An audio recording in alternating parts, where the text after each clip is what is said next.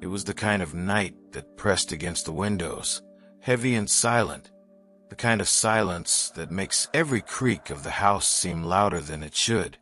I had been home alone for the first time in months, my parents gone for a weekend trip to visit my aunt in another state, and the house felt simultaneously familiar and alien, as if it had decided to take on a personality of its own in their absence. I remember standing in the kitchen, the dim light above the sink casting long, uneven shadows across the floor, and thinking how quiet everything was. Too quiet for a house that usually held laughter, voices, and the constant hum of life. I tried to distract myself by watching television, but even the familiar glow of the screen failed to drown out the strange awareness that I was being watched. I told myself it was just my imagination, the kind of paranoia that settled in when you're alone in a house for the first time without anyone to reassure you. After a while, boredom gnawed at me, and I wandered from room to room, touching bookshelves, straightening crooked picture frames, trying to convince myself that nothing was amiss. But the feeling persisted, a subtle tug at the back of my mind, a whisper I couldn't quite name.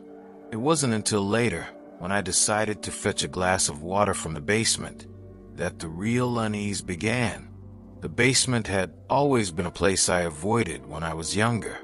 It was dark, unwelcoming, and filled with old boxes, forgotten furniture, and the kind of dust that settled like a second skin over everything. But tonight, I needed water, and I needed something to distract myself from the tension that had been building all evening. I flicked the light switch at the top of the stairs, and the bulb flickered once before illuminating the space below with a sickly yellow glow. I descended slowly, each step creaking beneath my weight, the sound amplified in the emptiness.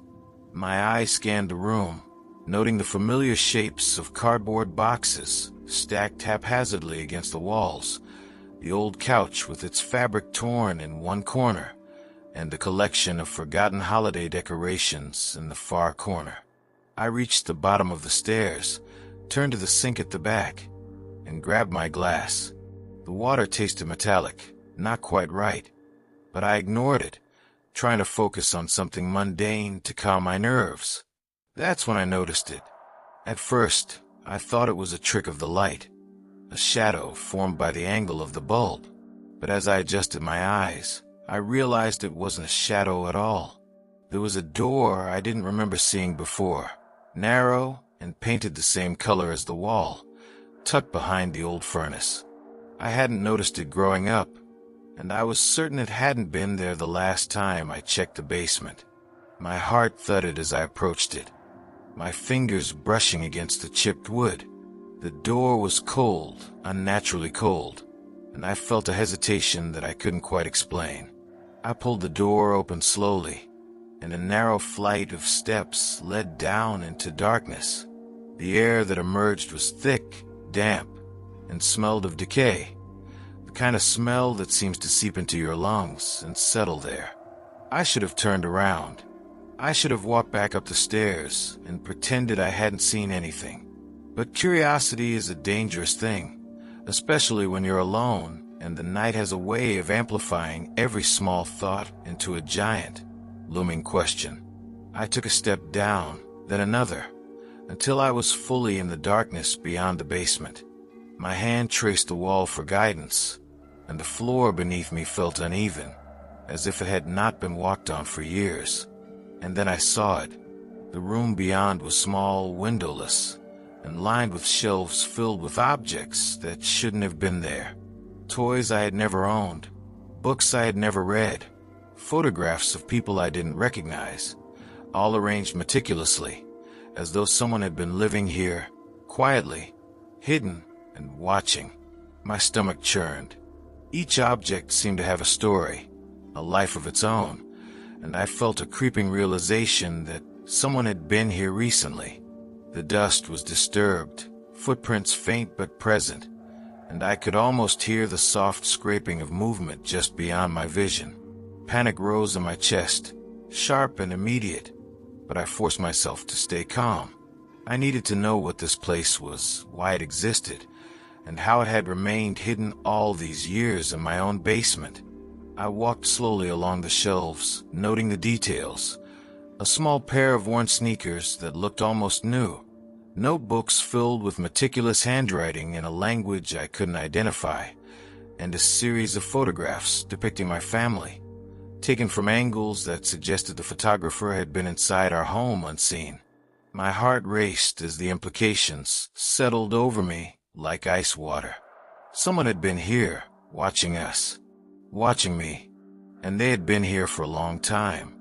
I wanted to leave, to run up the stairs and slam the door behind me, but something compelled me to keep looking. I found a chair in the corner, and on it lay a journal. Its leather cover was cracked with age, but the pages were surprisingly clean, each filled with detailed accounts of our family's routines, our vacations, our birthdays. It was like reading the diary of a stranger who knew us better than we knew ourselves. I flipped through it, unable to tear my eyes away, until one page stopped me cold.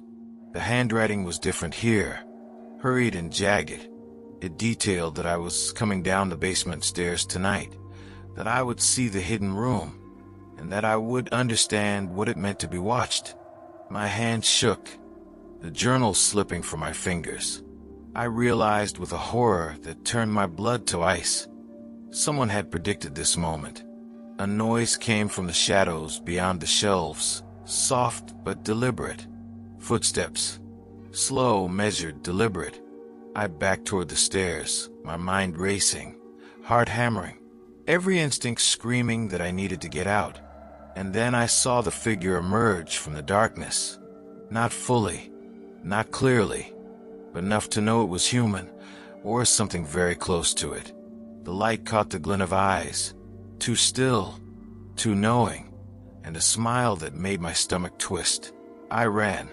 I didn't stop, didn't look back, until I burst into the kitchen and slammed the basement door behind me. I locked it, bolted it, and ran to my bedroom, heart still pounding, lungs burning, the taste of metallic fear lingering in my mouth. I called my parents, told them nothing, and sat in my room with the lights on all night, too afraid to sleep, imagining that the figure from the basement was still there waiting. Weeks later, when my parents returned, I hesitated to tell them what I had seen. When I finally did, they looked at me strangely, confused, and insisted there was no basement door beyond the furnace, no hidden room, no journal. I went down with them, every step echoing the memory of that night. The basement was empty, familiar, mundane. No shelves, no journal, no evidence of anyone ever being there. And yet, on quiet nights, when I am home alone, I sometimes hear the soft sound of footsteps from below, deliberate and measured, as if someone is still walking among those forgotten objects, watching, waiting, and remembering that I once found them. The truth, I realized, is that some doors are not meant to be found, and some presences cannot be explained. Sometimes, being alone is not a matter of absence, but of vigilance.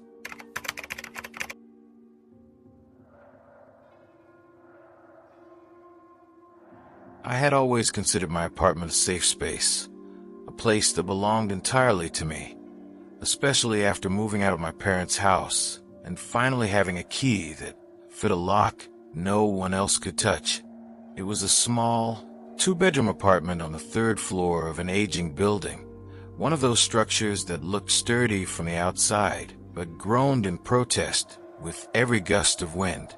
I had lived there for nearly a year, and until that night, I had never thought twice about safety. I had never imagined that the very door I trusted to keep the world out could become the source of my deepest fear. It began subtly. One evening, after returning from a long day at work, I set down my keys, my bag, and my coffee, and made a mental note to lock the door before heading to the kitchen. I had a routine: lock, check the peephole, step back, and relax. But that night, when I turned around after preparing my drink, I noticed that the deadbolt was slightly ajar. My fingers brushed against it instinctively, and I swore I had locked it. I shrugged it off, assuming I had been distracted or that the bolt hadn't caught properly. That should have been the first warning, but it wasn't until the following night that the unease began to grow. I came home late, exhausted, and went through my usual motions: keys, lock, peephole, step back. When I turned, the door was open just a fraction of an inch. I froze, the coffee in my hand steaming gently in the dim light. My first thought was that I had somehow forgotten to lock it again, but a deep, primal part of me knew that was impossible. I had been meticulous, almost obsessive, about locking this door. I checked every window, every latch, every lock in the apartment, and convinced myself that I was simply overthinking it. Perhaps the old building had shifted. Perhaps the deadbolt had a fault. Sleep was uneasy that night, every creak of the floorboards sounding like someone pacing in the hallway outside my door. I told myself it was nothing, that it was my imagination, and tried to settle under the blanket with the lights on, just enough to feel a false sense of security. Then it happened again. The third night, I came home, and the door was wide open. Not ajar, not slightly, but wide enough for someone to step through. My heart raced, and I froze in the hallway, staring at the familiar wood, its surface ordinary, yet now transformed into a threshold to something unknowable. I considered calling the police, but I hesitated, feeling foolish. Who would believe a story about a door that refused to stay locked? I examined the bolt and the lock carefully. There was no sign of tampering. It clicked into place perfectly when I tried it myself. Determined to regain control, I decided I would not leave the apartment the next day until I had thoroughly checked every inch. I spent hours inspecting the locks, the hinges, the frame, convinced that some mechanical defect was responsible. Nothing. Every lock functioned perfectly. Every window remained secure. And yet, that night, the door opened again. By the fifth night, fear had taken full residence in my chest. I began sleeping in the living room, the lights on, every sound magnified. The hum of the refrigerator, the distant sirens outside, the footsteps of other tenants in the hall. But the door refused to be ignored. At first, it moved imperceptibly, a slow creak as if testing my resolve. Then, as I watched from across the room, the handle turned. Slowly, intentionally. My stomach twisted, my muscles frozen in a primal panic. I wanted to scream, to run, to flee from my own home, but my legs would not move. I started leaving small items in the doorway: pens, books, a pair of shoes, thinking that perhaps they would indicate someone's presence. Each morning, they were displaced, not randomly, but deliberately, arranged in patterns I could not recognize, almost like a message I was too terrified to decipher. I stopped going to work, stopped answering the phone, stopped inviting anyone over. The apartment became my prison, and the door my tormentor. Weeks passed. I tried every method to secure it. Extra locks, chains, even a heavy bar jammed across the frame. It didn't matter. Every night, the door moved, opening wider, swinging just enough for a shadow to appear, a suggestion of movement on the other side. Sometimes I swore I could hear breathing, slow and controlled, the kind of sound that made the hairs on the back of your neck stand on end. And then one night I saw them, a figure indistinct at first, blurred as if it existed between reality and a nightmare, standing just beyond the doorway. It didn't move, didn't speak, but I knew it was aware of me, observing me. I felt a surge of something primal, a realization that this was no ordinary intruder. This was something that existed in the apartment, as much a part of it as the walls and ceiling. Something older and patient and impossible to reason with. I ran. I left everything behind: my furniture, my belongings, my carefully curated life. I didn't stop until I reached a friend's apartment several blocks away. Breathless, shaking, unable to speak. When I returned weeks later with the police, the apartment was empty. No signs of forced entry, no shadows, nothing. The locks were intact, the door fully secured, ordinary once more. I tried to move on, tried to believe it had all been a hallucination born from isolation and exhaustion. But sometimes, late at night, when I am alone in a new apartment, I think I hear the faint click of a deadbolt, the subtle shift of a door just slightly ajar, a presence waiting for a chance to remind me that some doors are not meant to stay locked. The final horror came months later when I received a small package at my new address. Inside was a single photograph, taken from inside the apartment I had fled. The doorway was open, and in the darkness beyond, something was standing, watching, smiling. I had always thought my home was safe, the kind of place where the walls held nothing but memories and the quiet hum of everyday life. It was a modest two-story house in a quiet suburban neighborhood, the kind where neighbors knew your name but rarely crossed your path, where the trees whispered softly with the wind and the occasional dog barked in the distance. I had moved there shortly after college, eager for independence, eager for the sense of being alone in my own space, without the constant oversight of family. The first few weeks were blissful, quiet, peaceful, a kind of comforting solitude. But I quickly learned that solitude has its own kind of danger, especially when it becomes so complete that it feels like the walls themselves are listening. It started one late autumn evening. I was home alone, curled up on the couch with a book I had long intended to finish. The wind rattled the windows, a familiar sound I normally enjoyed, like the house breathing with me, alive in its own slow rhythm. I had finished my dinner, done the dishes, and tucked away everything that could be moved by accident. The house was silent, except for the soft ticking of the clock in the hallway and the occasional distant hum of passing cars on the street. It was the kind of quiet that invited thought, reflection, and sometimes unease. The phone rang. It was a landline, one of the few I had kept for emergencies. I glanced at the caller ID, no number. Strange, but not unusual. Calls from unknown or blocked numbers were common enough. I answered, expecting perhaps a telemarketer or someone who had misdialed. The line was dead for a moment, a faint static that seemed to stretch longer than it should, and then a voice spoke. It was quiet, soft, and deliberate, almost melodic, but unmistakably human. "Hello," I said cautiously. There was a pause, and then the voice said something that made my chest tighten. "I'm inside." At first, I thought it was a prank, the work of someone trying to scare me, but a chill ran down my spine that no amount of rational thinking could explain. "Who is this?" I asked, trying to keep my voice steady. No answer, just silence, long and heavy, the kind of silence that seems to press against your ears and your mind at once. I hung up, convinced it had been a glitch, perhaps a misdialed number. But the unease stayed. That night, I locked every door and window, double-checked every latch, and sat on the couch with the lights on until morning. I convinced myself I had imagined a voice, that the stress of being alone had conjured something that wasn't there.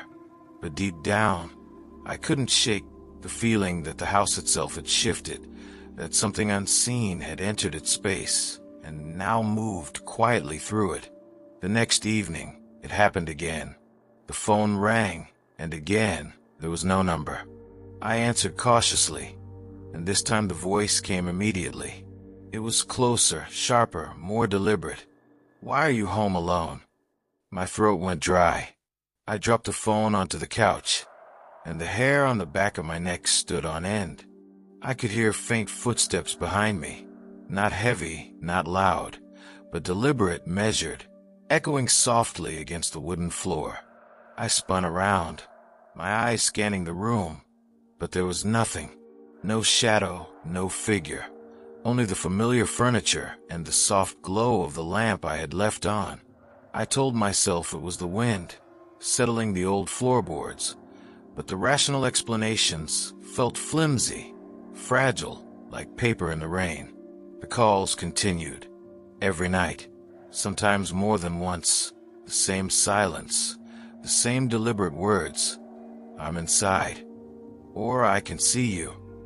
Or you shouldn't be alone. I stopped answering, letting the phone ring until it clicked into voicemail, but the fear had already settled like a living thing in my chest. I could feel it moving, stretching, coiling around my limbs and my thoughts, making it impossible to think clearly or sleep. One night, driven by a mix of terror and stubbornness, I decided to confront the fear directly. I stayed up until midnight, all the lights on, every door locked, phone in hand, waiting. I didn't know what I hoped to achieve. Proof that I wasn't insane, perhaps, or a moment of clarity in the madness. But I had to see it through. Around 1:30, the phone rang. I froze, gripping it tightly, my pulse hammering in my ears. I answered slowly, barely daring to breathe. The voice came immediately, whispering in that soft, deliberate tone. "Behind you." I froze. My mind spun, trying to reconcile the rational and the impossible. Slowly, carefully, I turned my head, half expecting to see nothing, half expecting to see the shadow of some intruder in my own living room. And there it was, not fully formed, not clear, but unmistakably human in shape, standing in the corner, just beyond the pool of light cast by the lamp. The figure did not move. It did not breathe visibly, but it was there, watching me, patient, deliberate. I wanted to scream, to run, to flee, but my body refused to obey. Fear held me in its iron grip. The phone slipped from my hand, clattering to the floor, and the figure was gone. Just like that, vanished into thin air, leaving only the soft echo of the floorboards and the smell of cold air in its wake. I called the police the next day. They found nothing. No signs of forced entry, no footprints, no surveillance evidence from the neighborhood cameras. My neighbors insisted they hadn't seen anyone enter or leave my apartment at any unusual hour. I was told to remain calm, to secure my locks, to treat it as a possible prank. But I knew better. I had seen it. I had heard the voice. I had felt it in the air around me, and no amount of reason could erase that memory. Weeks passed, and I tried to resume normal life, but every sound, every creak, every moment of silence reminded me of the calls. I installed cameras, alarms, even motion detectors, but the presence continued, imperceptible yet undeniable. Sometimes the phone would ring and stop before I could answer, or the voice would whisper faintly through the walls, just beyond comprehension. I began to sleep in the living room, fully dressed, lights on, never daring to close my eyes completely. Then, one night, I noticed something new. The calls had stopped, replaced by a subtle, pervasive feeling of being followed within my own home. Objects shifted slightly when I looked away, books, cups, even the throw blanket on the couch. Nothing dramatic, nothing overt, just subtle movements that suggested observation, attention. And on the wall, in the reflection of a darkened window, I thought I saw a face, pale and still, staring back at me from behind the glass.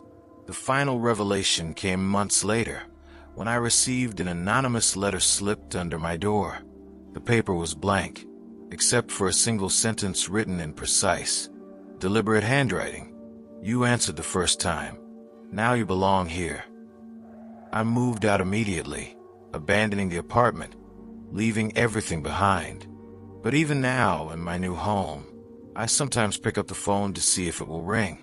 And occasionally, when the line is dead and the house is still, I hear it.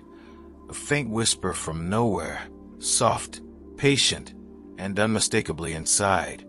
I don't answer anymore.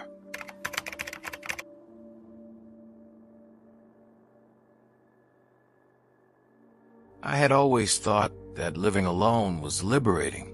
The freedom to come and go, to leave the lights on or off, to eat what I wanted, watch whatever I pleased, and move through the house without concern for anyone else's comfort.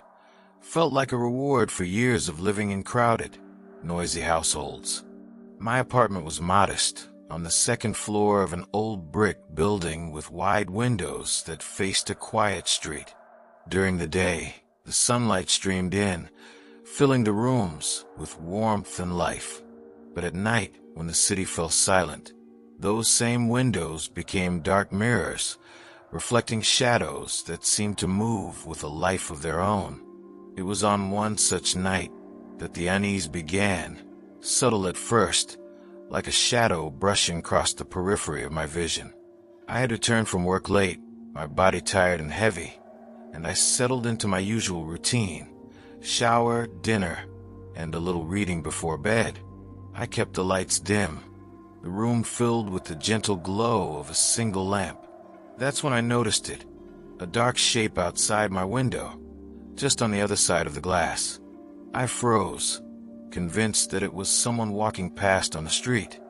But when I leaned closer, the street was empty, the sidewalk vacant. I told myself it was my imagination, the result of fatigue, perhaps the reflection of my own movements in the glass. I turned the lamp on, hoping the light would chase away the illusion. But when I glanced again, the shadow remained. It didn't move like a normal person. There was no shift, no movement that suggested it belonged in the world outside. It was still unmoving, watching. Night after night, the figure appeared, always in the same window, always at the same time. I began to anticipate it, dreading the moments when the darkness would fall and the shadow would return. I tried to rationalize it. Maybe it was a trick of the light from a nearby street lamp, a reflection from the alley, or the branches of a tree casting shapes across the glass. But my heart knew better. There was intention in the way the shadow lingered, a silent observation that made my skin crawl. I installed curtains, thick and heavy, hoping to block the view, but the shadow adapted. I would see it in the reflection on polished floors, the shimmer of the kitchen sink, or even in the darkened glass of the refrigerator door.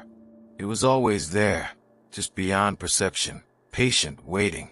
One night, I decided to confront it. I opened the window carefully, the cool autumn air brushing against my face, and stepped closer to the sill. The street below was empty, quiet, and unremarkable. No one, no shadow. I felt relief, shallow and temporary, and turned back into the apartment. That's when I noticed something chilling. The shadow was inside, not outside, not in the reflection, but inside, standing in the corner of my living room, darker than the dim light around it, perfectly still, perfectly patient. I couldn't move. I couldn't scream.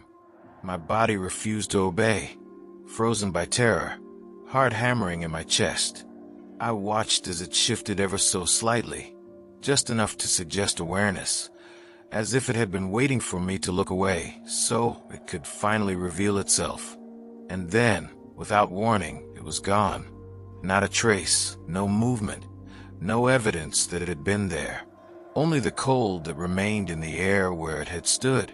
Sleep became impossible. I would lie awake for hours, lights on, every noise amplified. The rustle of leaves against the window, the hum of a refrigerator, the faint creak of the floorboards in the apartment above. Each sound became suspect, each shadow a potential intruder. I started carrying a small lamp from room to room, circling the apartment, checking every corner, every closet, every reflective surface. Nothing appeared, but I could feel the weight of presence, a constant awareness pressing against the edges of reality. Days passed.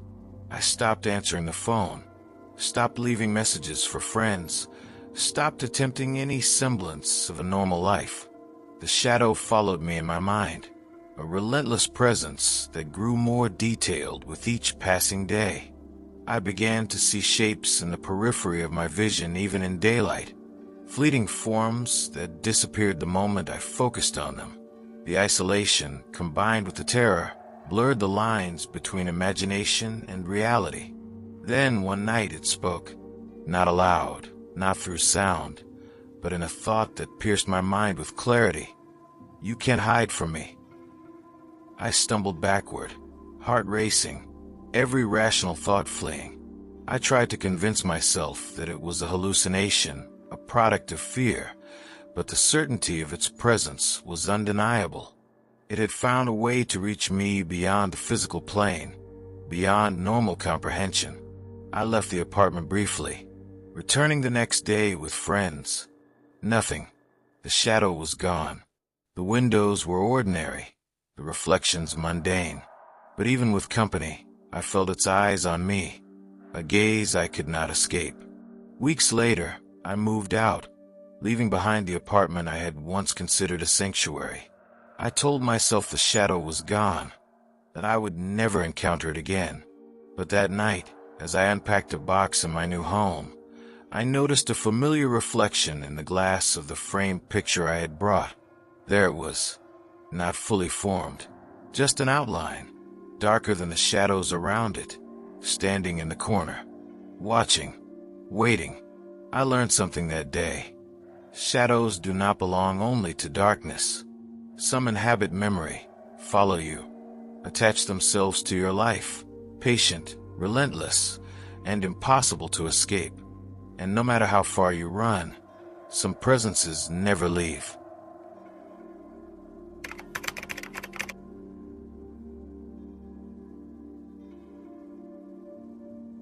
The first sound I noticed was the floorboard in the hallway, a soft creak that was faint but deliberate, impossible to ignore.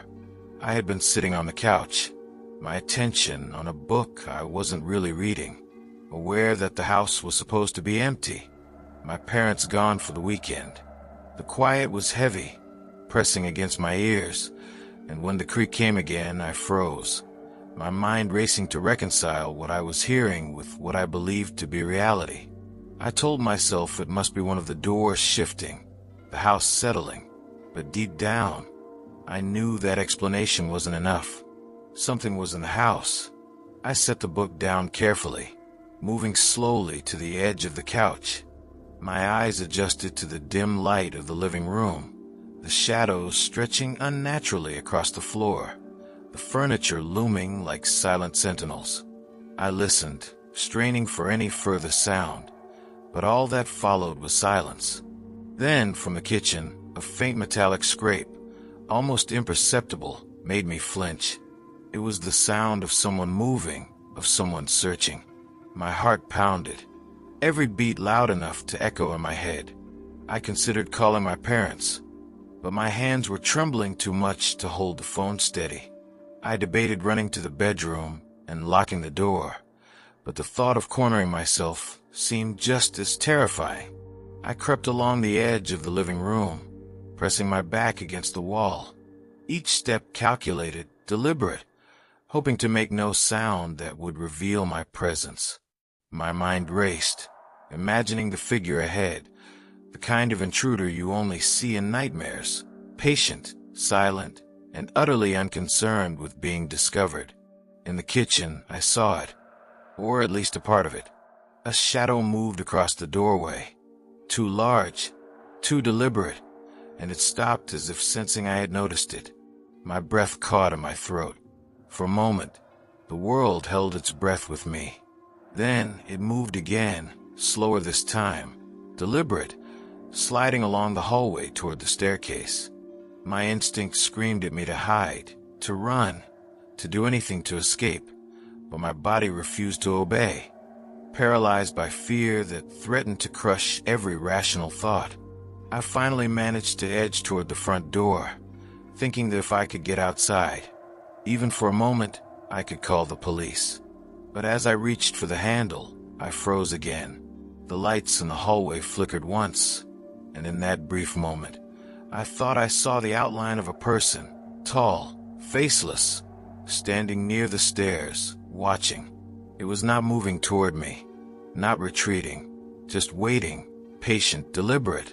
Every instinct in my body screamed that leaving the apartment was the wrong choice, but I also knew that staying was equally dangerous. I grabbed the first heavy object I could find, a metal kitchen pan, and held it in front of me, shaking but determined. I called out, my voice small and shaky, but enough to pierce the silence. "Who's there?" The figure did not answer. It remained still, shadowy, unmoving, and then, without warning, it disappeared. Not into the walls, not behind furniture, just gone. The sudden emptiness was more terrifying than its presence had been. I spent the rest of the night moving from room to room, lights on, holding the pan as a lifeline, imagining every sound, the hum of the fridge, the tapping of the pipes, even the wind against the windows, as the footsteps of the intruder returning.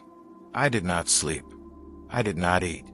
I simply waited, eyes wide, heart hammering, listening for the smallest hint that it was back. Morning brought little relief. The apartment seemed ordinary in the light, familiar, safe, but I knew better. I could see the faint marks where someone had walked, subtle depressions in the carpet. Objects shifted ever so slightly, as if to remind me that the intruder had been here and could return at any moment. I called the police, and though they arrived promptly, they found nothing. No forced entry, no footprints, nothing. They left with polite smiles, suggesting that I may have been mistaken, that fear and imagination had turned an empty house into a stage for my mind. But I knew the truth.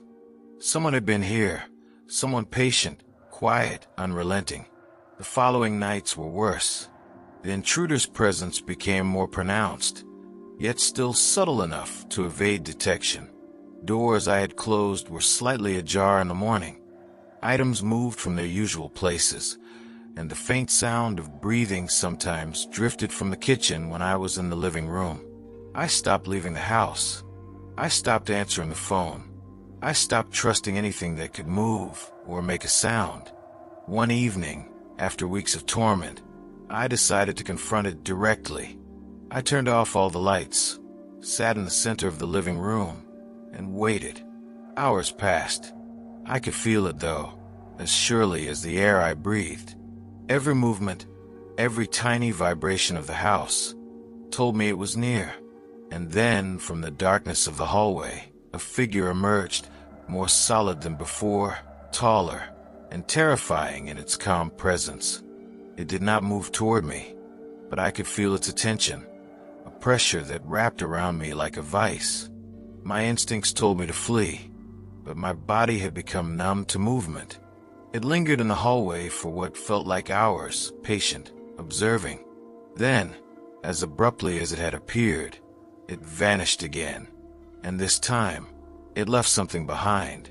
On the coffee table where I had been sitting, a single photograph. The living room, exactly as it was, moments before I had seen the figure.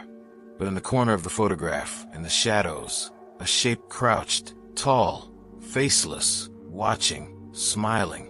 The next day, I packed a bag and left the apartment, abandoning everything I owned, leaving behind furniture, books, electronics, all of it. I could not bring myself to return. But even now, months later, when I walk past buildings with windows that catch the streetlight at night, I see glimpses of it, shadows moving against glass, shapes in the corner of my vision, silent, patient, deliberate. I have learned that some intruders are not bound by doors, locks, or walls. They exist in the spaces you leave unguarded, in the quiet moments when you are alone, waiting, always waiting. And I will never be truly alone again.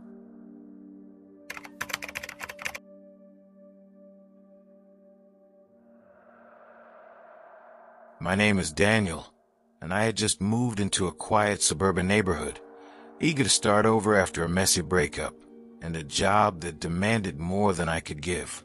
I was in my late 20s, tall, lean, with dark hair that often fell into my eyes, and a habit of keeping to myself. Moving into this small 2-story house, surrounded by maple trees and narrow sidewalks, had seemed like a fresh start. Everything was orderly, pristine, almost too perfect. The neighbors smiled politely, waved from across the street, but rarely lingered for more than a moment. For someone like me, someone who preferred solitude, it was ideal. The house itself was ordinary. 2 bedrooms, a narrow kitchen, a living room with a bay window that caught the morning light beautifully. Nothing in the structure or the layout suggested that it had secrets, but I quickly learned that appearances are deceiving. It started with the first night. I had unpacked just enough to feel settled, leaving some boxes in the corners and stacking books in the living room. The sun had long set, leaving the street outside bathed in the orange glow of the street lamps. I was about to pour a drink when I noticed the porch light of the house next door flicker. The neighbor's house was peculiar. I had seen him only once, a tall man, older than me, with graying hair and an inscrutable expression. He had waved politely, and I had waved back, but there was something about the way he moved, precise and deliberate, that set me on edge.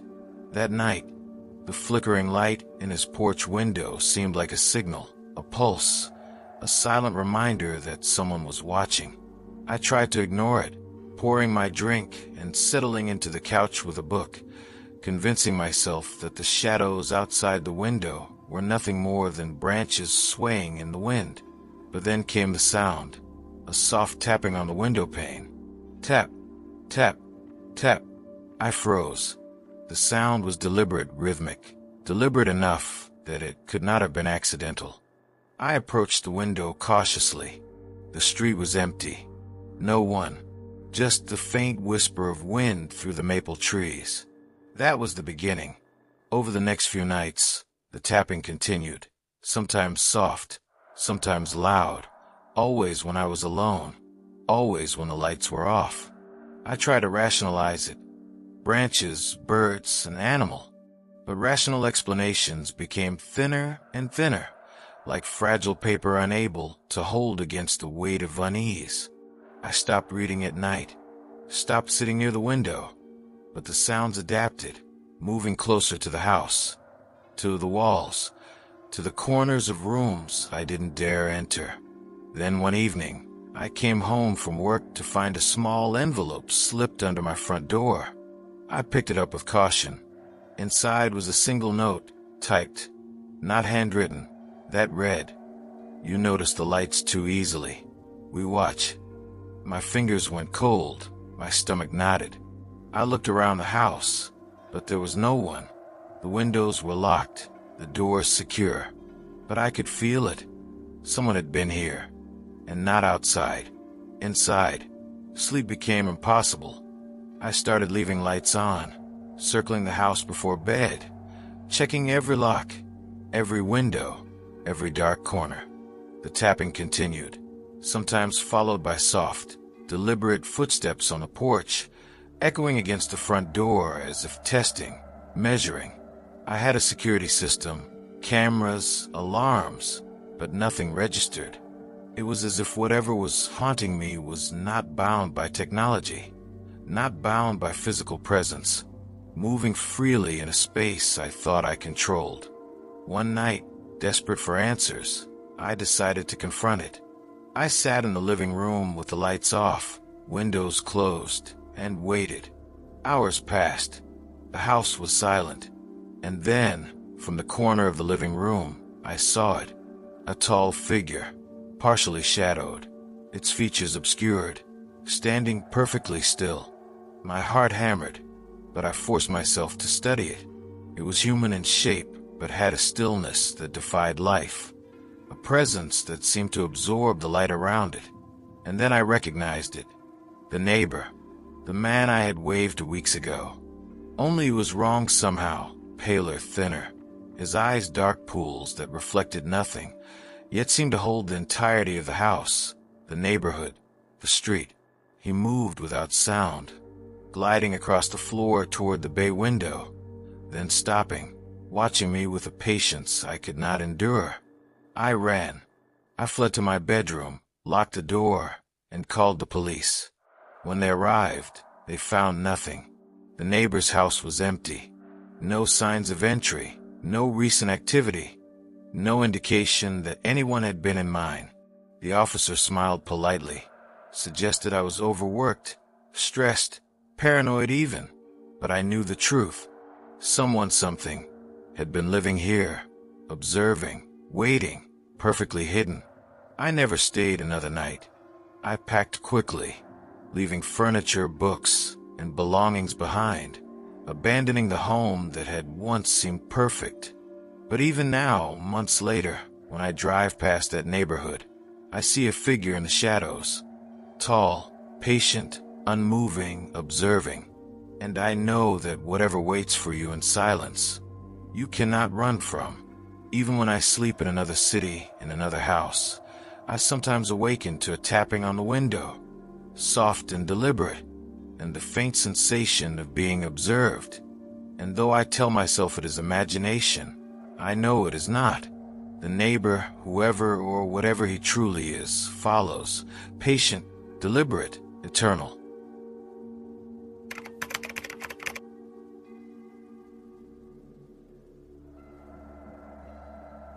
The first time I heard the whispers, I thought I was imagining them. I had just moved into an old apartment building downtown, a structure that had been standing since the 1920s, with cracked plaster, creaking floorboards, and windows that rattled with even the slightest breeze. The kind of place that smelled of dust, old wood, and faint traces of something I could never identify. The apartment was small, but felt like freedom. My own space after years of sharing rooms, apartments, and lives with others. I didn't notice at first how quiet it was. The city hummed outside, yes, but inside, the silence pressed against me, waiting for me to notice. It started late one night, just after midnight. I had been unpacking boxes, stacking books, arranging furniture, when I heard it. A faint sound, soft and deliberate, like a whisper carried through the walls themselves. I paused, holding a stack of books in my hands, straining to listen. At first, it was indistinguishable, just a rustle in the darkness. But then it formed words, almost perfectly clear, though muffled, distant. "Don't ignore me." I dropped the books, my hands shaking. The apartment was empty. I had locked every door and window, checked the peephole, the latch, even the balcony. Nothing. And yet, the whisper repeated, faintly, insistently, "Don't ignore me." My rational mind struggled, trying to attribute it to fatigue, stress, or imagination. But deep down, I knew it was neither. Something was in the walls, something patient, deliberate, and intelligent. The first few nights, the whispers were sporadic. Sometimes I heard them while reading, sometimes while cooking. Always soft, always just beyond comprehension. They never spoke when I had company, never when the apartment was bright and occupied. Only in the solitude of night did they stir, a constant presence that pressed against my mind like water seeping through cracks in stone. I started keeping a journal. Every whisper, every sound, every creak I could record, no matter how small. The more I documented, the more I realized patterns. The whispers were not random.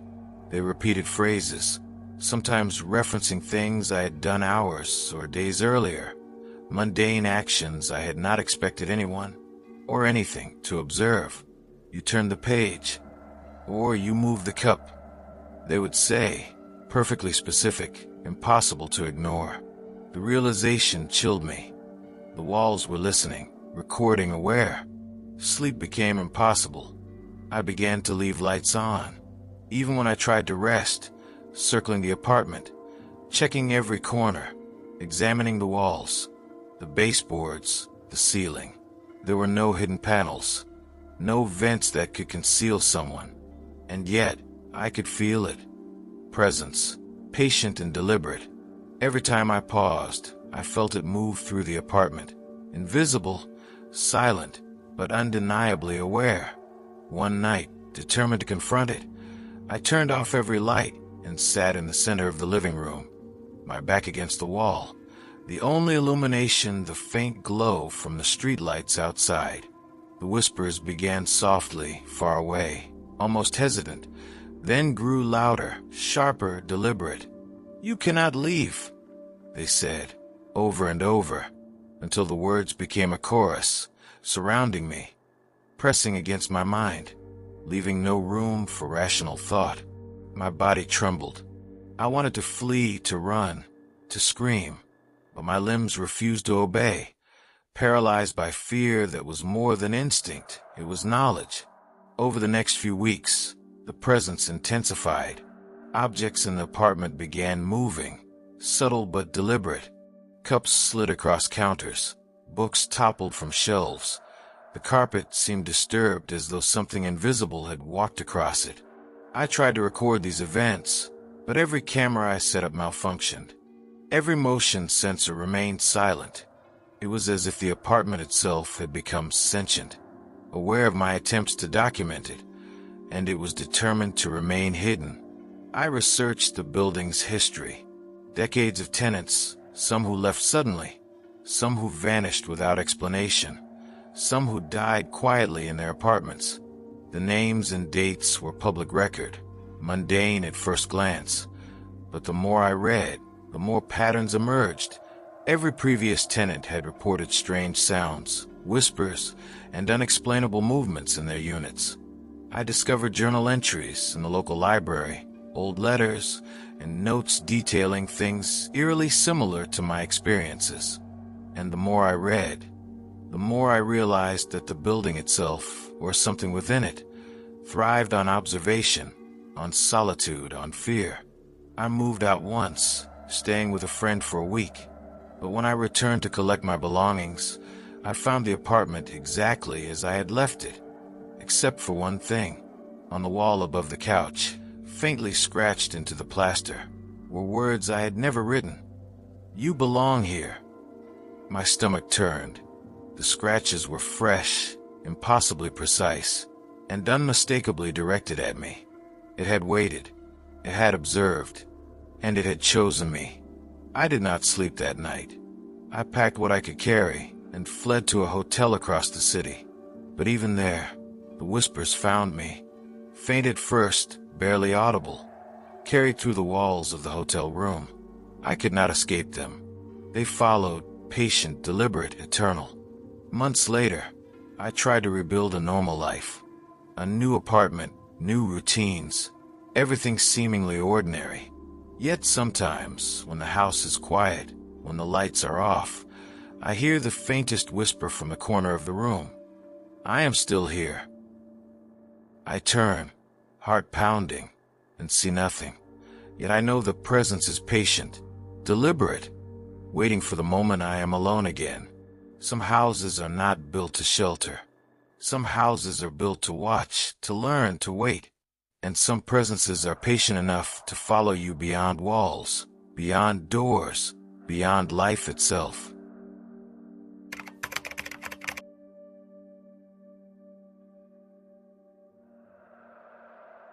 My name is Lisa Harper. I had just turned 24, fresh out of college, and desperate to find my place in the world.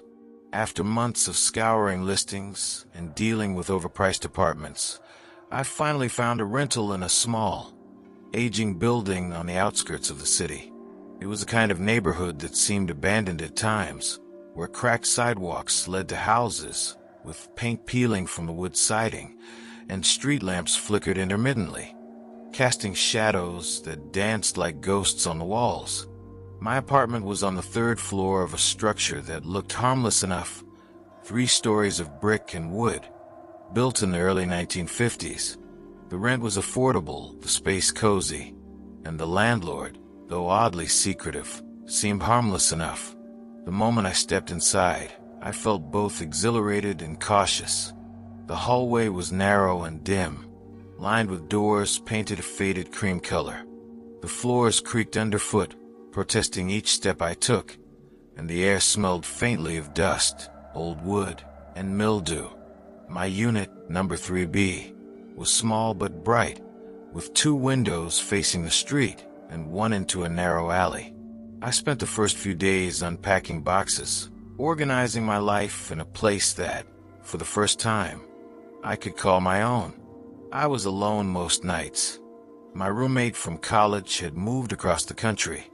My family lived several hours away, and my job was a late-night shift at a local bookstore. The solitude was comforting at first, a chance to breathe, to be myself without the constant presence of others. But I quickly learned that solitude has a way of magnifying the smallest noises, the slightest movements, and the most trivial shadows. It started subtly. One night, after a long shift, I returned to my apartment and settled into the couch with a cup of tea. The lights were dim, casting long shadows across the walls. I was folding laundry when I heard it, the faintest creak of a floorboard somewhere down the hallway. I froze, heart pounding. The sound was deliberate, measured, almost like someone walking slowly, testing each step. I called out, "Hello," but no one answered. I told myself it was the building settling, or perhaps a neighbor returning home. But the unease did not leave me. Over the next week, the noises increased. Footsteps, subtle at first, became deliberate and more frequent. I would be in the kitchen, cooking, and hear them in the hallway. I would sit on the couch, reading, and hear them approach, stop, and retreat. It felt as though someone, or something, was walking just beyond my perception, aware of me, waiting.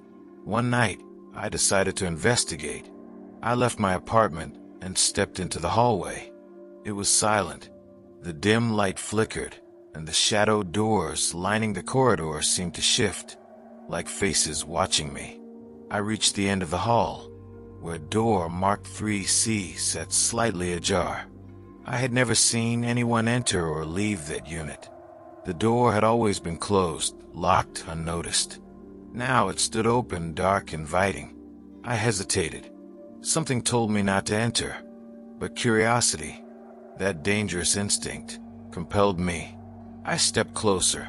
The air felt colder near the door, heavier, as if pressing against me. And then I heard it, a whisper, so faint I thought I might have imagined it. "Come in." I froze. My instinct screamed to leave, to run, to escape the building entirely. But I had come too far. I pushed the door open. The room inside was dark, empty, and ordinary. A single bed pushed against the far wall, a dresser in the corner, nothing out of place. And yet, the moment I stepped inside, the door slammed shut behind me with a force that rattled the frame. My heart leapt, and I tried to open it, but it wouldn't budge. I was trapped. The room seemed to breathe. The shadows shifted along the walls, stretching and contracting as though alive. I could feel eyes on me, though I could see nothing. And then the whispers began again, louder, clearer, deliberate. "You shouldn't be here. You belong here." Panic surged. I pounded on the door, screamed, kicked, but it was useless. The whispers intensified, overlapping, filling the room. Each word sharper, colder, more commanding than the last. I sank to the floor, trembling, realizing that I had walked into something far beyond my understanding. Hours, or perhaps days, passed. Time lost meaning. The room was alive in a way that defied reason. Shadows crawled across the walls, the ceiling, the floor, forming shapes that suggested faces, hands, and eyes. I could hear the faint sound of scratching, as if someone, or something, was carving messages into the walls. And then I saw it, a figure, dark, tall, almost formless, standing in the corner. Its presence was overwhelming, patient, deliberate. It did not move, but I could feel its awareness, its attention, fixed entirely on me. The days blended into nights. I stopped trying to escape. I stopped resisting. I realized that the room itself was aware, sentient, and that my presence had awakened it fully. The whispers became constant, a chorus of voices speaking directly into my mind, recounting every detail of my life, every memory, every fear. You cannot leave. You will stay. You belong to us. Food and water appeared in the room, inexplicably. Small cans, bottles, a plate of food that seemed fresh, though I had no idea who or what provided it. Sleep became impossible. I existed in a state of constant terror, aware that every moment, every movement, every breath was observed, catalogued, and judged. I learned to communicate with it in my mind, a dangerous, desperate experiment. I begged, I pleaded, I offered memories, confessions, promises. And sometimes it responded, not with words, but with sensations. A cold brush across my skin, a shadow that shifted to mimic my movements, a whisper of laughter just behind my ear. Months, or perhaps years, passed. I lost track of time. I stopped counting the days, stopped thinking about the world outside, the building, the apartment, the room at the end of the hall. They became my universe. I existed only in the space defined by the walls, the shadows, the whispers. And then, one day, I realized something terrifying. I had forgotten my life before this room. Faces, names, places, all blurred, vanished, meaningless. I was no longer Lisa Harper, the woman who moved into 3B with hopes, fears, and dreams. I was simply hers. It's whatever presence had claimed the room, the hall, the building. The final revelation came when I heard footsteps in the hallway outside my door. They were deliberate, measured, patient. Another tenant? No, I knew better. And the whisper, faint but unmistakable, filled my mind once more. Another will take your place. You will teach them. I understood then that the room was eternal, patient, and hungry, and that I, like countless others before me, was its caretaker, its observer, its vessel. The room at the end of the hall waits for those who enter, and when it claims you, you do not leave. You stay, and you wait, and you watch, just as it taught me to watch.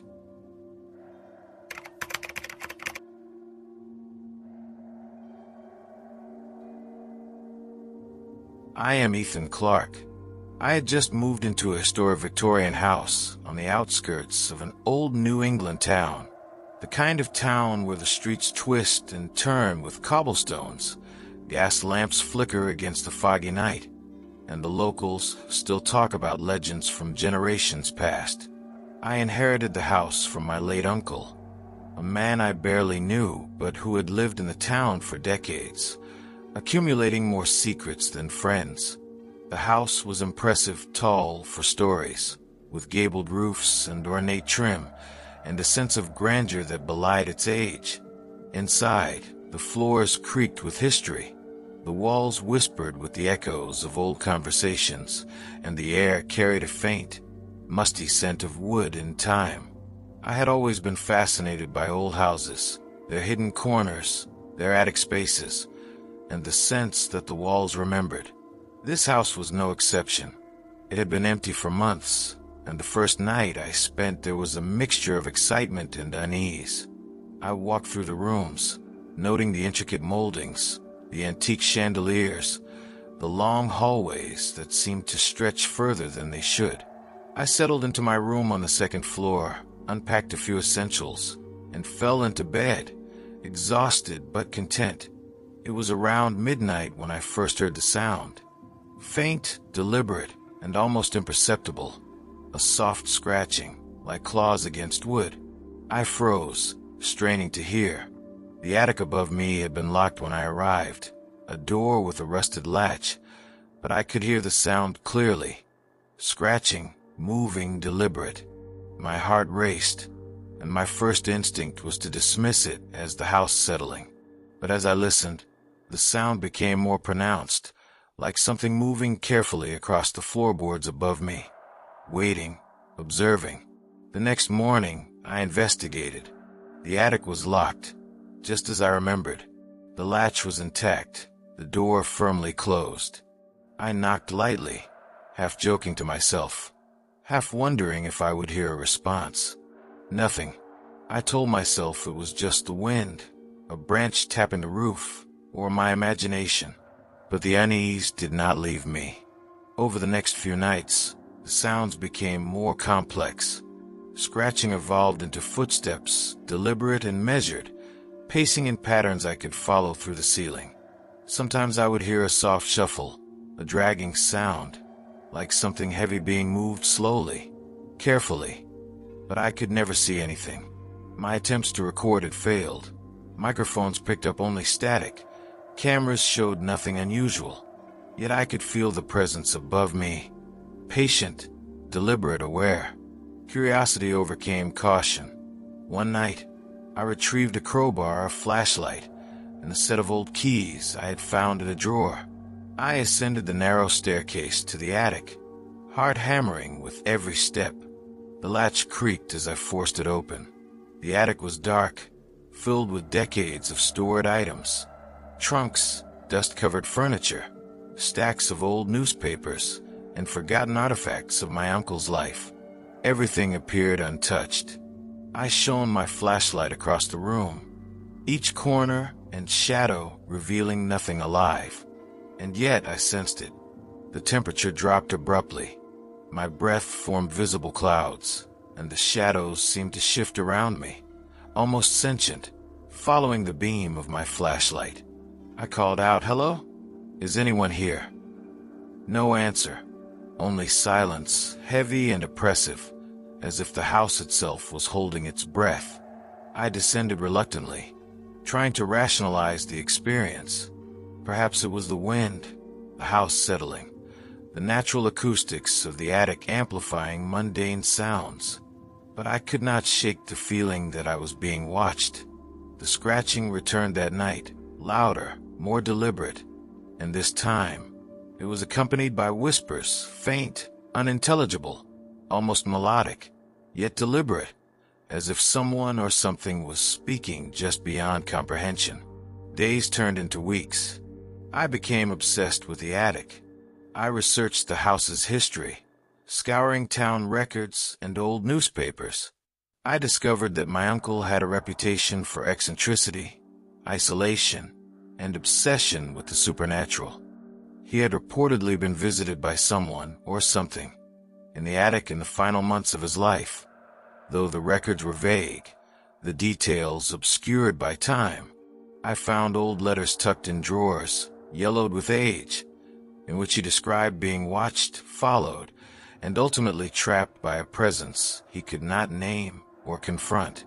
One night, emboldened and terrified, I decided to confront whatever was in the attic directly.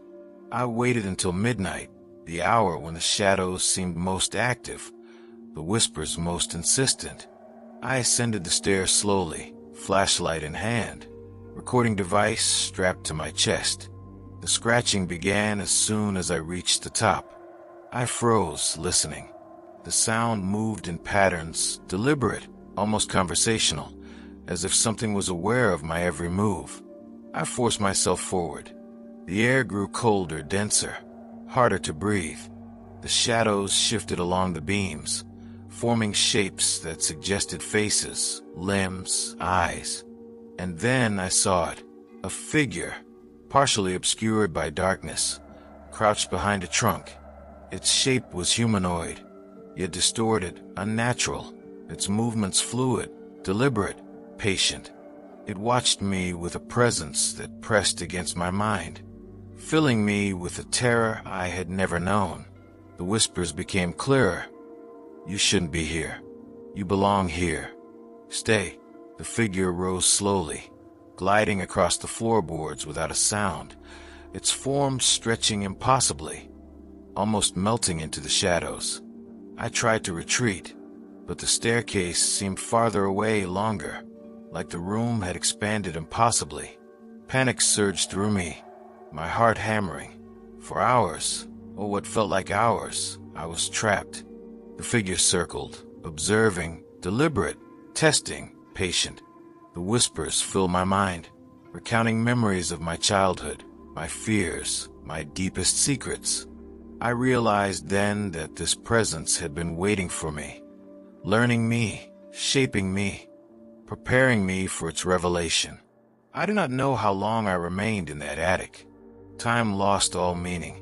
I became aware only of the presence, its patient observation, its whispers filling my mind continuously. Eventually, I realized that I had ceased to be Ethan Clarke as I had been. I existed only as part of the house, a vessel for its observation, a caretaker of its secrets, a witness to its eternal hunger. Years later, people ask about the house, about my disappearance.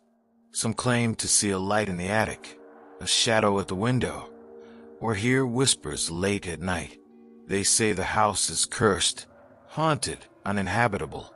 And in a sense, they are correct.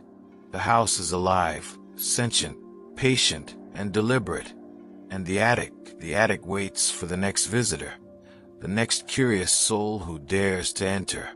And when it finds them, it teaches them the same lesson I learned. The house is patient, eternal, and the attic never forgets.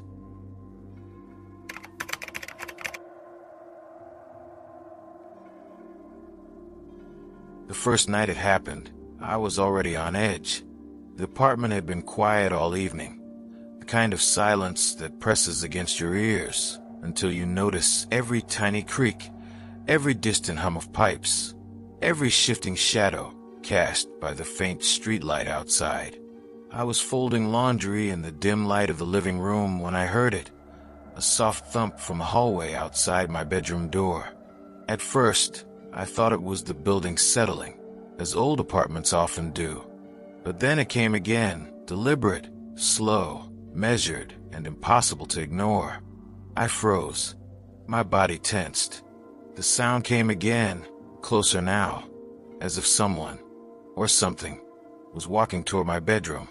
I told myself it was my imagination, a trick of the mind caused by exhaustion. But the moment I leaned to grab my phone, the lights flickered, dimming for a second, and a cold draft swept the room. My chest tightened, my stomach knotted. The hallway was dark, and I could not see beyond the door, yet I felt its presence. I reached for the handle and found it locked. I hadn't locked it, and the lock mechanism had never jammed before. My fingers trembled as I turned the knob, but it would not budge. Panic rose. I pressed my ear to the door, listening. The sound I heard then was unmistakable. The slow, deliberate scraping of metal against wood, coming from the other side. It was not a person trying to pick the lock. It was deliberate, patient, almost ceremonial, as if whoever, or whatever, was outside the door was marking its territory, warning me not to interfere. I backed away, searching the apartment for anything I could use as a weapon. The shadows on the walls shifted, seemingly alive, following my movements. I grabbed a kitchen knife, my hand slick with sweat, my mind racing. I whispered to myself, trying to stay rational. It's just someone breaking in. They can't be supernatural. They're human. But every instinct screamed that this was no ordinary intruder. The scraping continued, circling the door, then pausing, as if listening. And then came the whispering. Soft, deliberate, voices that seemed to come from inside the walls themselves. You can't leave. You shouldn't have come here. We're waiting. My skin crawled. The apartment, once familiar and safe, now felt alien, hostile. Every shadow, every creak, every flicker of light became suspect. I tried to leave through the balcony, but when I opened the sliding door, the railing outside was warped, impossibly bent, as though something heavy had passed over it recently. The street below was empty, unnervingly silent. I could not escape. I returned inside, heart pounding, the whispers growing louder, more insistent, overlapping in voices that seemed to come from every direction at once. Hours passed, or perhaps minutes. Time lost meaning. The sounds evolved. Scraping turned into tapping, then scratching, then a low, deliberate thrum that seemed to resonate through the floors, walls, and ceiling. The air grew colder, denser, pressing against my chest, and I realized that I could no longer hear my own breathing. Every sound I made seemed amplified to a horrifying degree. My footsteps echoed. My pulse thumped like a drum in the silence, and I felt eyes on me everywhere, though I saw nothing. I tried calling for help, but my phone refused to work. Each attempt to dial ended with static, faint whispers bleeding through the speaker. It was mocking me, taunting me, isolating me entirely. The room itself seemed alive, shifting imperceptibly. Corners stretched and contracted. Shadows moved independently of light sources, and the knife in my hand felt impossibly heavy, as though the apartment itself were testing my strength. The scraping and whispering continued all night, unrelenting. Exhaustion overtook me, and I fell into a fitful sleep on the couch. I dreamed vividly, though I could not distinguish the dream from reality. In the dream, the door opened slowly, revealing a darkness so deep it seemed to absorb light. Figures emerged from it, indistinct, humanoid yet impossibly twisted, surrounding me. They did not speak, but I felt their attention, patient, deliberate, and suffocating. I tried to run, to escape, but the floor beneath me stretched endlessly, and every door I approached closed instantly, leaving me trapped. I awoke to silence, or at least I thought it was silence. The door was still locked. The scraping had ceased, replaced by faint, deliberate footsteps pacing the hallway outside. I could hear nothing else. I dared not move, fearing that any sound I made would draw attention. And then I noticed it. The shadows in the room were thicker than before, clinging to the walls and floor, pooling unnaturally around the corners. One shadow, darker than the rest, moved independently, stretching toward me slowly, deliberately, as if alive. I realized then that this presence had been waiting for me the entire time. It had been observing, learning, shaping the apartment, manipulating my perception, testing my fear. And I knew with horrifying certainty that it would not leave, that I would never leave. The following days, or perhaps they were nights, I could no longer tell, blurred together. The scraping, tapping, and whispering became constant. Every time I closed my eyes, I could feel it pressing closer, exploring the apartment, exploring me. Food appeared on the counters, untouched, as if provided by some unseen hand. Water in the sink ran intermittently, no explanation for its source. Every attempt to document the events failed. Cameras malfunctioned, phones died, recording devices captured only static. And then, one night, I understood. It was not just in the apartment. It was in me. Every movement, every thought, every blink was observed, cataloged, analyzed. The presence existed beyond walls, beyond locks, beyond light and shadow. I was no longer simply a resident of the apartment. I had become a part of it. The final moment came without warning. I heard the whisper, soft but unmistakable, directly in my mind. Your time is ours. You belong behind the door now. I turned to see the door, the locked door at the end of the hallway, opened slightly, though I had not touched it.